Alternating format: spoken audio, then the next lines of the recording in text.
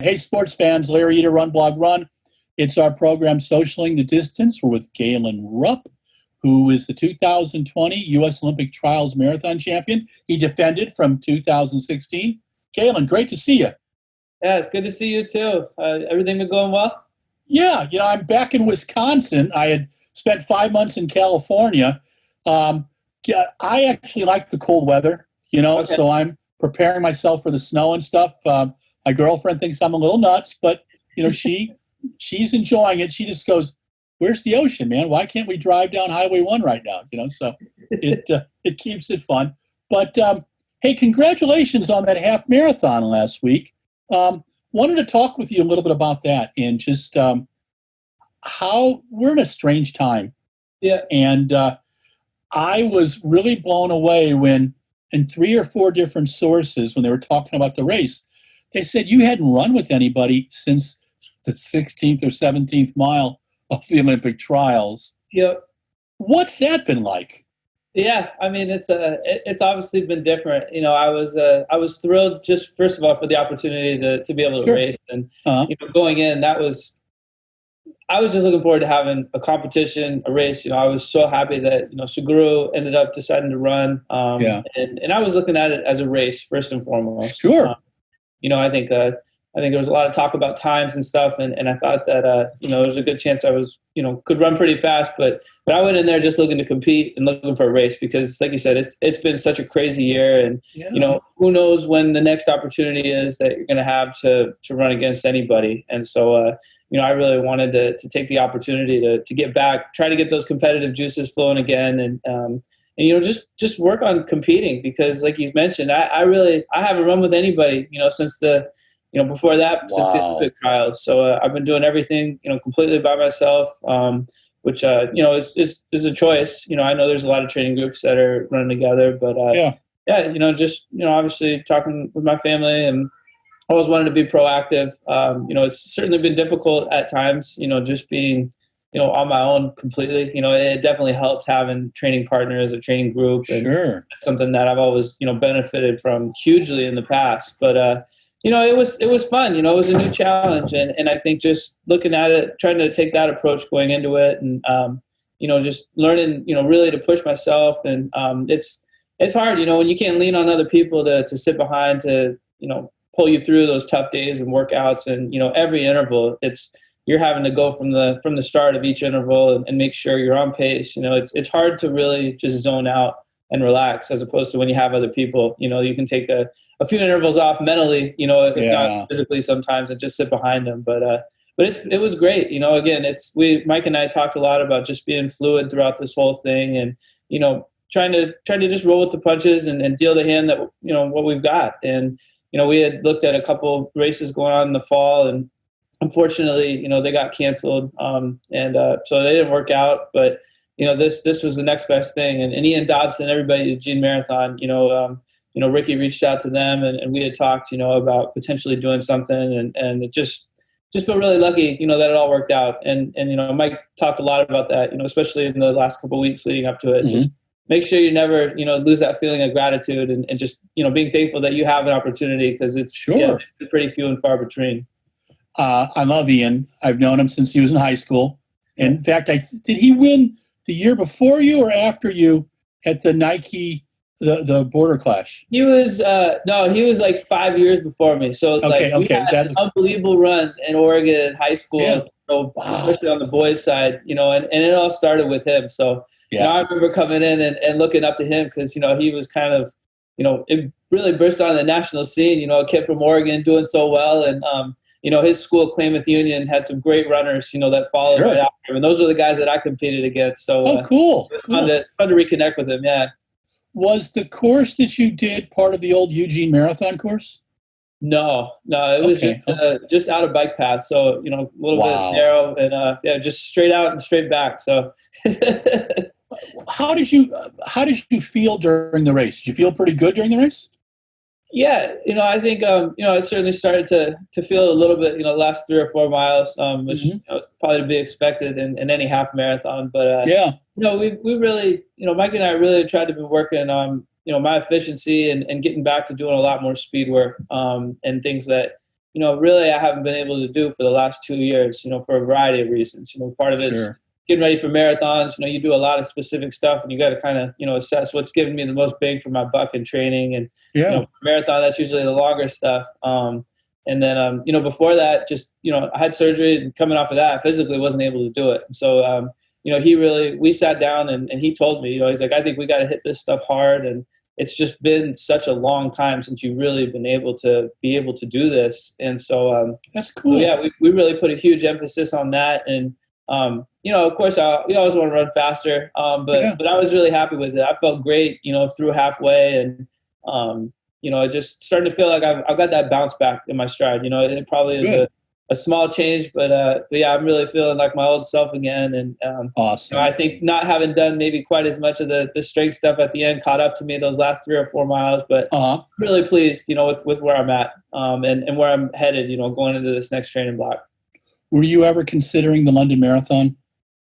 I thought about it. Yeah, I thought about it a lot, actually. I was really, I think Chicago probably would have been my first choice. I love going to compete in there, but yeah, we looked at London, and it was, just one of those things where, I would have had to probably commit so far in advance, and, talking with my wife, and just where we were with the pandemic, I was certainly a little leery of traveling and all that stuff. And, just being really careful, with COVID and all that. And that was the biggest concern, and probably the biggest thing, can hold me back. But yeah, it's, again, like I said earlier, we just try to roll with the punches and keep it going. And, we ended up getting a great half marathon in, and that's cool. Back, getting the training in, doing all this speed work, which if I'd gone back into another marathon buildup, might have been tough to do. And so yeah, I really wanted to come out of this in a place where I feel like I could do the training and the workouts I need to do to really, really, try to hit it out of the park in a marathon, because, cool. I was kind of, we did good, for the trials, and that was a great start. Physically, I wasn't close to where I needed to be. And yeah, to do the really, ball buster workouts that I normally do before, a marathon, and to run those paces, I got to get back to doing that speed work. So, I think that hopefully it worked out for the best, and I'm in a really great spot where now, for these next several months, this next year, that I can get back to really hitting these workouts and not being so concerned about my health or my mechanics, because it's night and day from where it was even in February. What was the toughest part of the Olympic trials for you? I think just, for me, it was probably just the uncertainty, of coming off. I hadn't really raced before. I ran in Chicago, and the year before it didn't go well. I was dealing with a lot of stuff physically. And then, I ran a half marathon, which gave me a lot of confidence. But, in a lot of ways, it was kind of like, 2016 for me, where that was such an unknown, running my first marathon at the Olympic trials. Yeah. And, I really saw a lot of parallels with that. And I kept going back to that race, and just, thinking about the things I was thinking about in 2016. I was trying to do the same thing in 2020, where it's, there's always that little bit of doubt, I think, in anybody's head going into a race, and especially that it had been so long, and there were so many, things that happened with my health, leading up to it. I was like, you just have to trust in all the work that you've done, and, it's going to be all right. And, you can't worry about these things that you can't control. It's so much of it is, in 2016, it was about looking at the training, and I don't think I'd run further than 22 miles, maybe been the farthest I'd gone before that. Wow. So, it was like the farthest I've ever run in one go was the first time I ever run a marathon. Which, oh, man. It's pretty common for most people, but yeah, it's like, I believed I was ready, but yeah, there's still that one little voice that's like, well, a lot could happen. People always talk about 20 miles being halfway, and, this is the furthest I've ever gone, and in your opening race, I guess. And it's a pretty big thing doing that in the Olympic trials. So, sure. But, again, in all those times of uncertainty, the best advice I ever got, is just, you fall back on your training. That's all you can do. And you fall back on the work you've done. And that's how you're able to work through those moments. If you haven't done that, or you don't really believe in all the work that you've done and the training, then it's really hard, and it's easy to fall into those doubts and give way to them. And that's when, things start to go really bad in the last couple miles of a marathon. And sure. I had some good workouts, leading up to the trials in 2020. That half marathon gave me a ton of confidence. That just, I was able to, be in pretty decent shape. And, I did a good workout afterwards where I got in, gosh, it was probably about 24, 25 miles of work when it was all said and done. Wow. And so, I think I just kept going back to, training sessions like that where it's, my body was able to hold up, and, I had a lot of confidence in what Mike was giving me leading up to it. And so, at that point, it's just about executing, and, you try to focus on the things that I believe are positives, and look at that, because those questions constantly come up, but you got to kind of squash them right away. Don't let them build. I want to ask you a little bit about Mike now. You've had some amazing coaches, a couple coaches in your career. Is where you're at now, is Mike an advisor or a coach, or kind of advisor coach, or how do you describe him? He's certainly a coach, without a doubt. I think in everything, even before with Alberto and with Mike now, it was, as I got older, I had a lot more input into my training with both of them. And it was something that obviously push came to shove. I was going to, they were the ones writing the workouts and doing all that. But it was more, if I thought, hey, maybe we're lacking a little bit of speed work, or maybe I feel we need to do this, like, they both are so receptive to that. So it is still, and especially with Mike, it's a great give and take, and he's really open to looking at stuff. And, when we first started working together, back in, whenever it was, November, December last year, he really wanted to learn a lot, from the training I've done. And it's been fun, talking shop, and talking about different workouts and, just ideas behind why we do different things. And, the training it's pretty similar. We joked around when we were talking about, these big blocks and key workouts. There are some differences for sure, with just, how much you take for rest or how long, how you kind of put it together. But, in general, the training at the top, with what he's seen and what I've seen too with a lot of people is it's not too much different. It's the fine tuning stuff. And, I think that's where great coaches really separate themselves is fine tuning things for certain athletes and, getting the most out of them and getting them really sharp and really ready to perform, on a certain day. But, the bulk of what everybody does, you got to do a lot of long intervals, obviously your tempo runs, you got to do a lot of speed work and, kind of there's different ways to put it all together, but you got to do all that stuff. There's no way around or no magic formula where, we're going to, not run a lot of miles. We're going to run them all really fast, or we're just going to do a bunch of speed work. I mean, it's these things, they never work. You have to do it all, because that's what all the top Africans, all the top people, I've trained with here in Portland over the years, they all do that stuff. And, so it was cool, seeing that, but, there've been some differences without a doubt, in the workouts that I've done over the last year, and a lot more stuff with shorter recovery, a lot more intervals where it's, I'd say the intervals themselves might not be as intense, for each one, but I'm doing them on a lot less rest and I'm doing a lot more of them. So that's been probably the biggest change, I would say, but they still hurt all the same, so it's been great, and cool. Mike's been just awesome with, these real long progressions, in training where, I'm just trying to keep me fresh, most of the time. And, it's been really fun, talking to him and I've really enjoyed, just how blunt, how straight up honest he is about, if I do well in certain spots or am not doing well, he'll tell me right away. He doesn't beat around the bush. And so Good. Well, that's an honesty you need. I really love that about him. Yeah. Cool. Can you describe one of your progression workouts for us? Just give us an example of the kind of things you're doing. Are you comfortable with it? Yeah, just, I'd never really run any intervals. I do tempo runs, obviously, but never really done any intervals over a mile long. And, now I'll do 2 mile, 2 mile intervals sometimes and do those on short rest, or sometimes we'll go 2 mile, 2 mile, and kind of do a lot of stuff like that. Doing quarters, up to, 20, 24 times a quarter on short rest. That was something that, he kind of laughed because I was like, 20, I did a few times, but it was always take pretty good amount usually. And sure. So it's tough, when everything's timed and you got to start, right on the mark. So, that would say that's another big one. And fartleks, was something that I probably did. I did some workouts, I said before that I'd never done them, which It was rare that it would be, you're running for a minute off and then you take a minute off, or, whatever it is. Yeah. I did the 30-40 drill, which I know is oh man, favorite. I've done that a lot in the past. So I guess that's kind of a fartlek run in a sense, but yeah, I mean, it's been great. Sometimes, especially with the pandemic, I think fartleks have been big. And when you're building back up and getting back into shape, it's a really good way to kind of go off of effort. You're not straining too much, but you learn to, just like in a race, you learn to kind of gauge effort and all that. But they certainly kick your butt, especially towards the end. Oh yeah.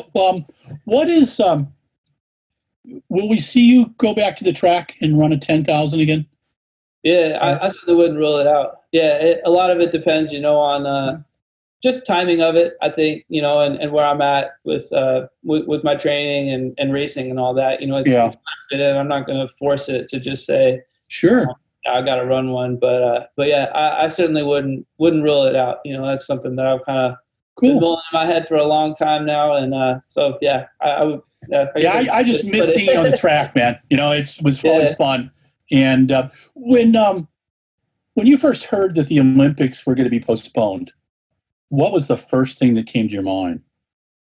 I mean, I really wasn't surprised. I think that was almost the first thing. It almost seemed inevitable. Just given how everything was going with COVID and what was going on in the world.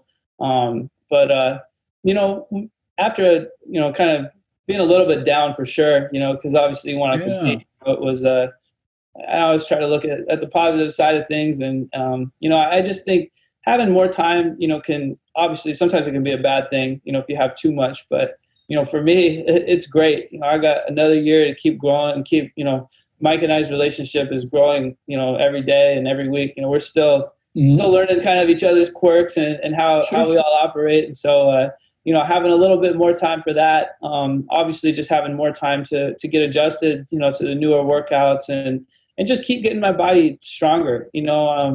Obviously try to be optimistic, but in hindsight, looking back, I was still physically really far from where I needed to be.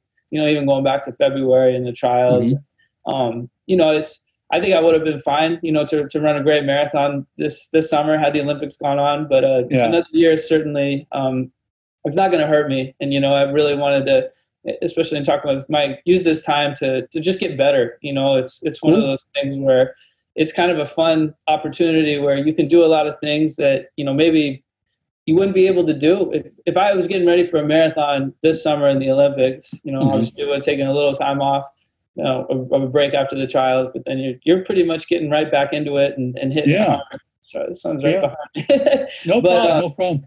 But, now we got an extra year. It's like, well, maybe we can hit some of these things that would have been really hard to fit in had we been getting ready for a marathon. And so I talked a lot about doing speed work, just continuing to get my body stronger. My left side where I was operated on is still not the same size as my right. I lost a lot of muscle and my Achilles and everything feels great. Good. It's just, I underestimated, I think, how long it was going to take for me to come back from that surgery. I mean, it was pretty rough, and my doctor, Dr. Mossack Santa he was really honest. He's like, this is going to be a long slog back, and you gotta understand that, and you're going to have down days and there's going to be days where, you're just sore, waking up in the morning and, that was kind of a newer thing to be sore in one area for, 2 years basically. Wow. But, yeah, you just keep chipping away at all that rehab and, just continuing working on building strength up on that left side and getting my mechanics back. But, it's been a long haul for sure, but, I really feel like I'm in a great place right now. And, I'm not limping anymore. Good. Do video and still not quite perfect, with my mechanics. And you really look at it with a fine-tooth comb, but, it's pretty darn close, and it's night and day again from February. So this extra time, selfishly speaking, I would never wish this pandemic to happen again, but I think it could be a really good thing for me, running wise. What's your training shoe on easy days? I'm a structure guy. So really? Okay, cool. I was curious. Yeah. Ever since high school, it's the only shoe I've ever done my training in. Okay. Now, when you do your quality work, do you go into racing flats or you stay in the structure? Yeah, it depends. Most of the time I'll go into a racing flat. There are Uh-huh. certainly times where, especially on, if I'm doing like a really long run or a longer tempo, sometimes I'll keep my structures on. But for the most part, yeah, I'll put on something, some sort of racing flat. Whether it's I still wear the Streak a lot. In training, obviously you got the Alpha Flies and the Vapor Flies, the next percent ones. So I go through all of them. It depends on what I'm doing, with my footwear. But yeah, I like putting on something a little lighter to do speed work. Cool. All right, this is going to be a strange question for you. First time I ever saw you was at I think it was the AAU Junior Olympics 5,000. David Frank called me and said, "You got to get over here. I want you to see this guy." I'd never seen you run before. I'd seen, I think, some things on video and stuff, right? And it was a 5,000. Yeah. And it was really cool to see you. And he was telling me a little bit about what's going on. And Frankie, the guy just doesn't stop. If you had your 17-year-old self in a room right now, Mm-hmm. what would you tell that person about what advice would you give that person about the experience that was going to come to them? Oh, that's a tough one. I mean, like, a lot of the stuff, that I dreamed about when I was 16 or 17, happening with my Sure. running. I've been really fortunate and blessed that, it's a lot of it come true. Yeah. And I think, from a training standpoint, the biggest thing I think is just, not to get so down, and beat yourself up and you have a bad workout, a bad race. I mean, I take it really hard, and I take it home with me a lot, which I know I shouldn't do, but Uh-huh. my wife and kids and, my parents, even before that, when I was in high school, I'm sure they could, I wasn't a very pleasant person to be around if I had a bad workout or a bad race. Sure. So I think just, having a little bit, more of an easier going attitude with that, but, not getting so caught up in, kind of some perfectionist tendencies, which I have, and having to hit everything, that would have been the biggest thing, I think. And I've worked a lot over that, on the years. And, I'd like to think I've gotten a little bit better at it. But yeah, I think that would probably be the biggest thing that I would tell myself, because it's, especially when you're young, and I did this too when I was that age, you get so caught up and you think like this, any one race is like the end of the world. And you don't realize, like, when I was 17, I'm 34 right now. And you halfway there, you still got 17 years of running. It's one bad race doesn't make or break you, and, Sure. just having that perspective, I think would have been something that, at a younger age, I really could have benefited from. Okay. I'm going to give you 5 athletes now. And you're allowed 3 to 5 words. I'll be nice to you and give you up to 5 words, okay? All right. Eliud Kipchoge. Calm, cool, collected, just a Zen master. I don't know if that's 1 or 2, but that's still 5. That's cool. I love the Zen master one, man. I use that in everything I write about him. Mo Farah. Oh, man. A closer, tough, and just, he always brings it, I think those are the things that I always remembered about Mo is, in training, he just, I don't think people give him enough credit, for the toughness and all that. And, I'm sure he was probably capable of running a lot faster in some of the distances that he did, but the guy was just a racer, plain and simple. It didn't really, he wasn't always so concerned about time, but, and just the way a lot of the races ran, he certainly ran fast, but, I'd like to believe that if guys were in there, pushing him towards the end, he just always found a way, and he was so consistent and such a great closer. His speed was just something I always remember in training. It took me a lot to get my kick and work on that, and it just seemed so natural for him. But yeah, it was, those are the ways I would describe him probably. Cool. Matthew Centrowitz. I got to think about this for a second here. Yeah, I know he's a character. I remember Dathan telling me that I sat with Dathan. This was got to be Hengelo in 2012. And he's starting to tell me a little about Matt. And I knew Matt's dad, and I kind of expected, the goofiness and stuff like that. And, he's lived up to that. I just love watching him race, Yeah, no, and I would put that racer category on him for sure. Just tactician, fun-loving, and I don't know how I could say this in one word, so I guess I'll ramble a little bit. Okay. But just he always, he's a guy that then he reaches a point where he really decides he wants to like start training hard and going after it. You know, his level of focus and his ability to put things together, you know, at the end of a training block. That's something I always remember with him was like, Sure.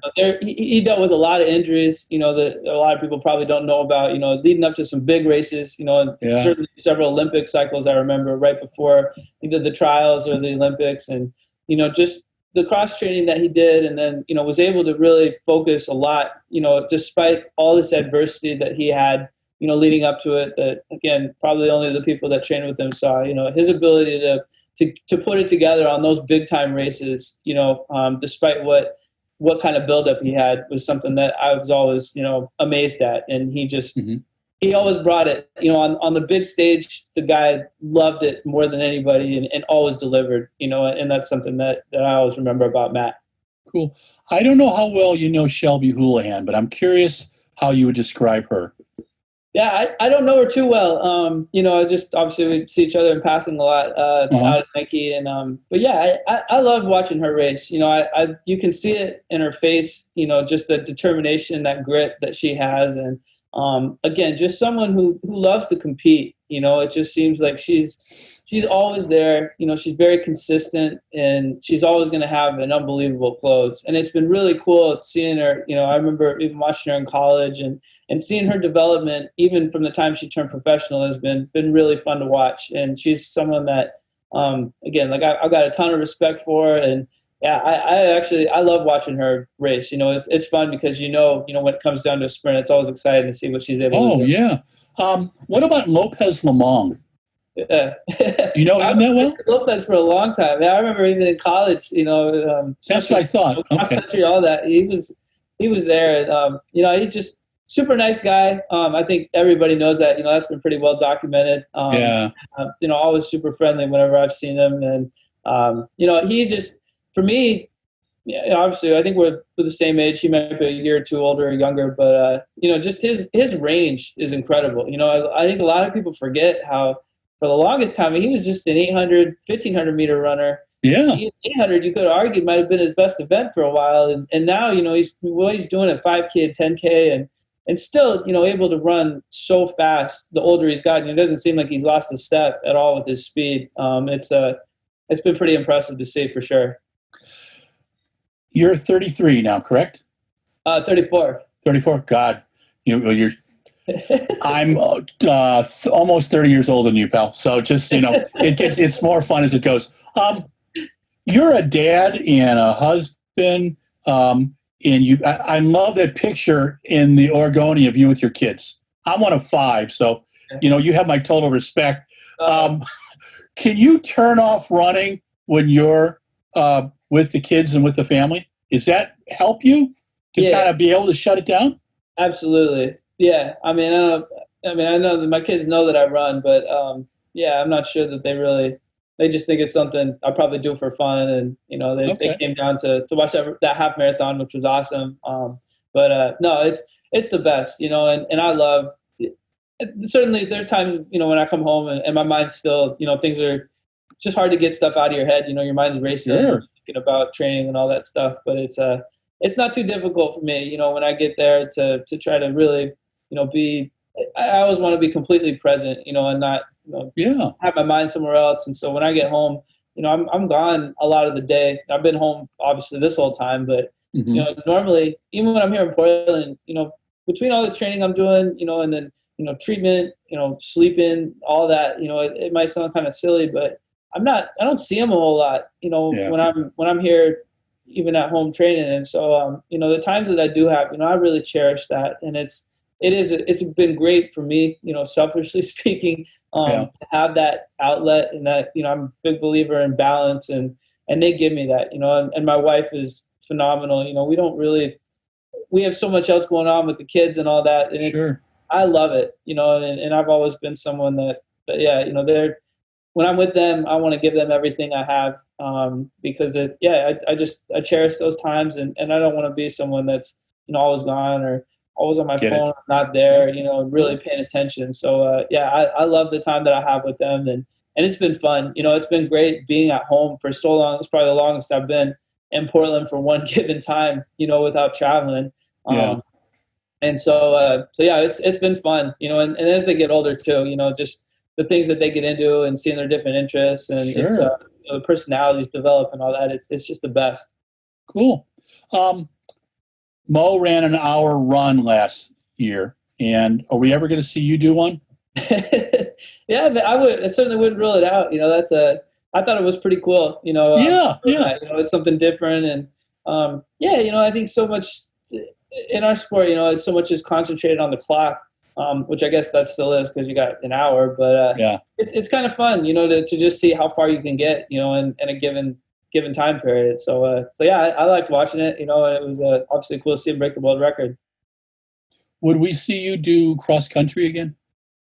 Probably not. Again, I never rule anything out, but I Sure. was never. I run so much on my toes. I hated running in the mud and all Yeah. that stuff.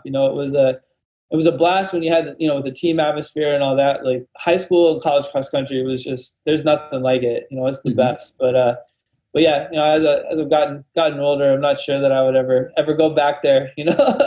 I slide around a lot, just the way I run, and it's I've always been someone that I hit pretty hard. My stride, Sure. put a lot of forces in ground, and so I'm on track or on concrete, I get a lot of that back. But when you go in mud, sometimes that can be a great Oh, yeah. equalizer where that just dissipates, and then it's just yeah, it's tough.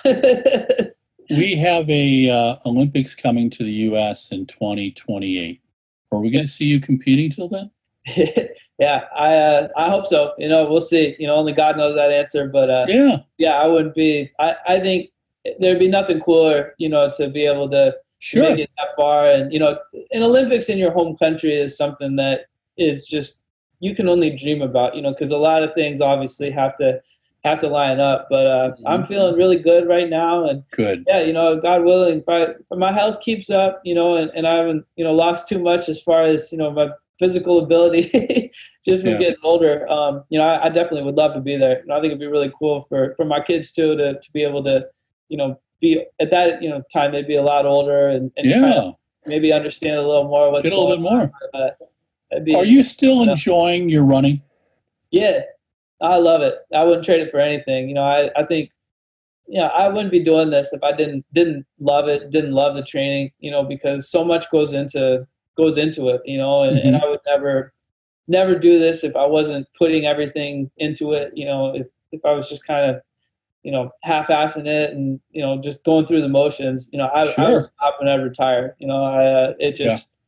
I have no interest in doing that. That makes sense. And I would never want to line up on a starting line knowing that I haven't prepared fully or to the best of my ability. And I think at that point, you've got to be honest with yourself and say that it's probably time to hang them up. But Yeah. I'm far from that point. I still love going out, love what I do, and yeah, it's like a game. You get well, it is a game. It's not like a game, but just yeah, figuring it out. Putting workouts together, and things are constantly changing, and that's what's fun. No 2 seasons, no 2 years are ever the Sure. same.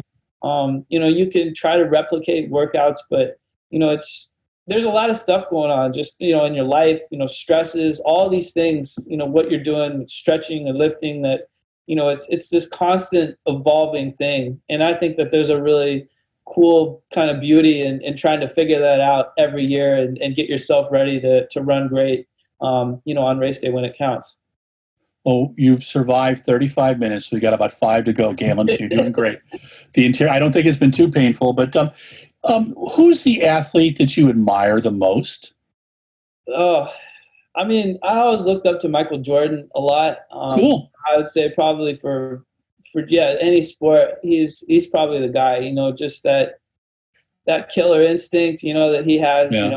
I do think that there's something, something to be said for that. And yeah, I mean, he's just someone. I remember watching him, and I hated him when he beat the Blazers. I think it was '92 in the Okay. finals. He just Yeah. torched us. Yeah.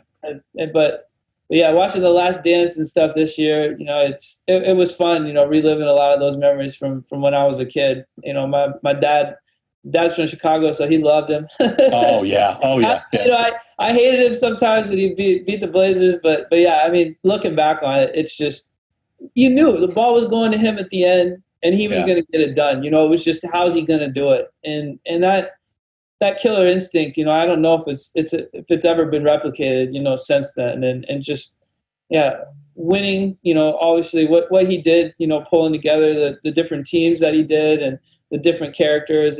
That to me, with that Last Dance, was one of the most, the interesting part. Just, how they, not, and Jordan himself is probably a personality too, but how they managed all those people and were still able to, come together and get all those championships that they got. It was pretty cool.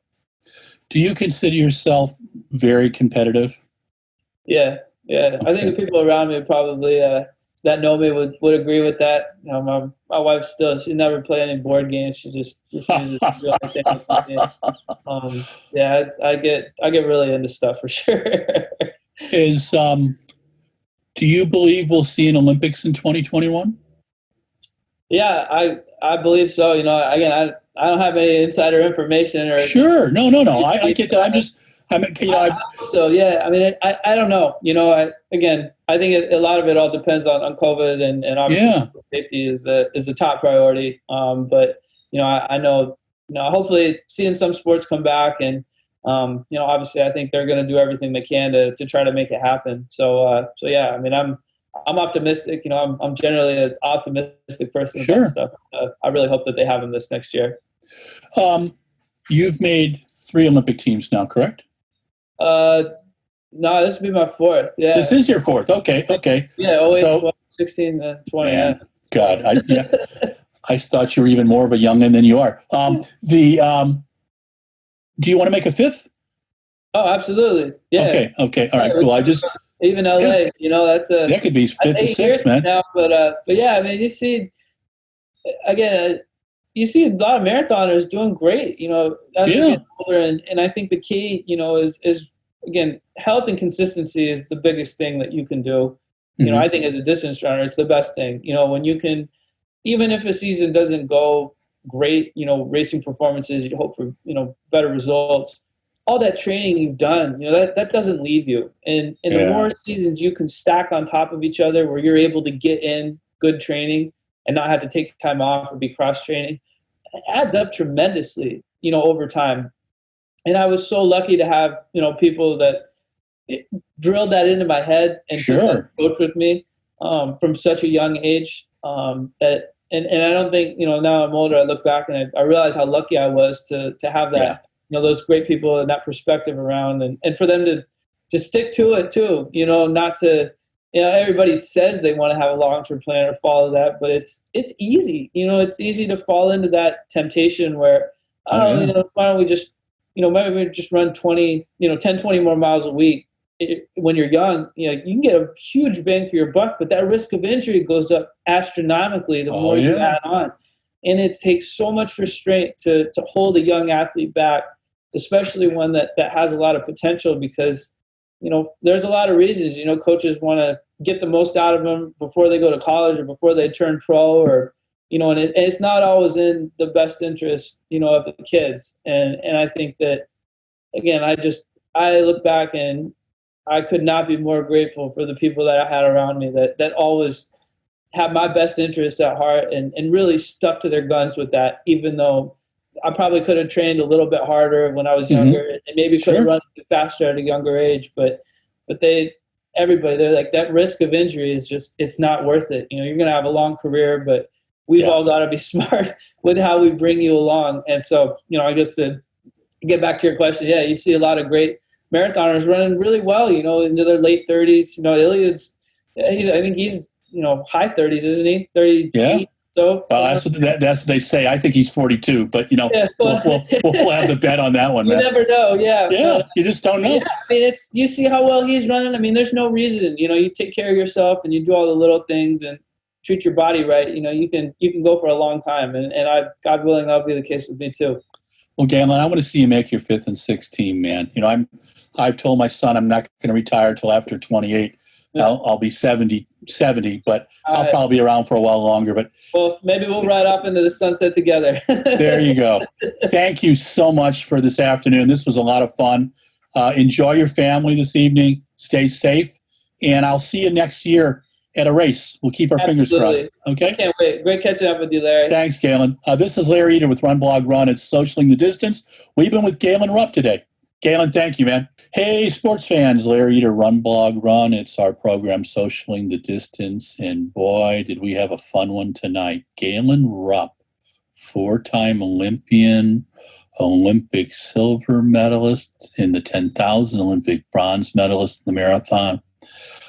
I just like Galen, and I told him the first time I ever saw him run was at the AAU Junior Olympics in a 5,000 meters. I think he took second, and I'm pretty sure he was a sophomore in high school. David Frank, who had been the coach up at St. Francis High School, now he's at Central Catholic, indoctrinating another group of young Christian gentlemen, called me and said, hey, Galen Rupp's running. You've never seen him, and this guy's the real thing. And I never argued with Frankie about things like that. I argued with him about like beers and stuff like that, and who was a better runner at Stanford and stuff. But, those kind of things, Frankie knew his stuff. But Galen's always been fun. I got to tell you, most relaxed I've ever seen the guy in his entire life. And maybe part of it's the pandemic, part of it's being a husband and a dad for kids. Part of it is having a confidence in himself that, he can turn it on and turn it off. Is he highly competitive? Hell yes. I remember seeing him, what was it? Maybe 2017, after a 10,000 that he didn't do that well in, and he was not a happy camper. Normally he was so open to us, and there were times when he really didn't need to be because some of the media was being kind of a jerk to him. My philosophy on doing an interview and dealing with athletes is anybody can be an asshole. That's not how I approach it. I look at the end of the day to try to give new insights to you, my viewers and readers. And I've got to tell you I think I did my first interview in 1982, 83, Don Bowden, the first American to break 4 minutes the mile. I don't think I've had an athlete that I would use the term asshole with. I've had a couple arrogant ones, but I've also had some wonderful ones. And Galen's a top 5. I mean, that good. Really happy to see him relaxed. Really happy to see him working well with Mike Smith, the coach at Northern Arizona University, and that relationship is working. And he made a big point at the end of the interview about thanking the people who have been there for him. Alberto Salazar, Dave Frank, Mike, and the people around him who have supported him. I had some fun and asked him, I gave him 3 words to 5 words to describe Eliud Kipchoge, Mo Farah, Matthew Centrowitz, Shelby Houlihan, and Lopez Lemong. He was very, really likes them all, and that's really good to see, and he admires it. And I forgot the guy's made 4 Olympic teams now. I mean, I just still think of him as a young'un, but it's been for a while. It's 2004, 8, 12 and 16, or no, 2008, 12, 16, and 20. God, I'm really having a senior moment. But can he make 2024? I think so. Could he make 2028? It's going to be tough, but it'd be really cool to see him try. And he's got the attitude. He still loves running. And that's the cool thing. It's like I've been around athletes. Eliud Kipchoge, I remember, gosh, this has got to be 15 or 16. The guy gave us like a master class in how to be a distance runner. He had just whooped Wilson Kipsang, and he was really pumped. And he talked about cross country and track and road running and how you build up to it and how he didn't really like road running at first. And, the thing is with Galen, if you watch Galen, is coming from the junior ranks, running cross country, running track. I got to tell you, as a junior, the first time I saw him in a race and he took second, he kind of looked back. I was wondering, okay, young kid, where's he at? Does he really have the desire to win, the desire to compete. I can tell you that I've never doubted his ability to compete in any other race I've seen him in. And it doesn't mean he has to win. There's times you have bad races and you learn from those things. And I think in 17, it was about, hey, man, time to think about the marathon. But Mike Smith has been working with him on developing his speed. And he seems confident with it. He's doing these kind of long intervals, 1.5 mile, 2 mile repeats, and then a short recovery and coming back. That's really cool. That builds the strength you need to be able to just be tough as nails in those last 4 or 5 miles in a marathon. It's not the loneliness of the long distance runner in a marathon anymore, and especially at the elite level. There can be, since 1979, the Spartakiad in Moscow, when they had 4 guys come into the stadium and duking it out. And they've had some other marathons like that, but that's when we kind of learned, hey, guess what? Marathon racing is changing. And, then you had Sierpinski in 76 and 80, guy who'd started out as an 8:28 steeplechaser coming on up. That leg speed, that strength builds it up. Galen has had all those progressions, and he's had a coaching relationships that continue to support him and continue to build his confidence. I'd love to see him do an hour run. I want to see him get that American record.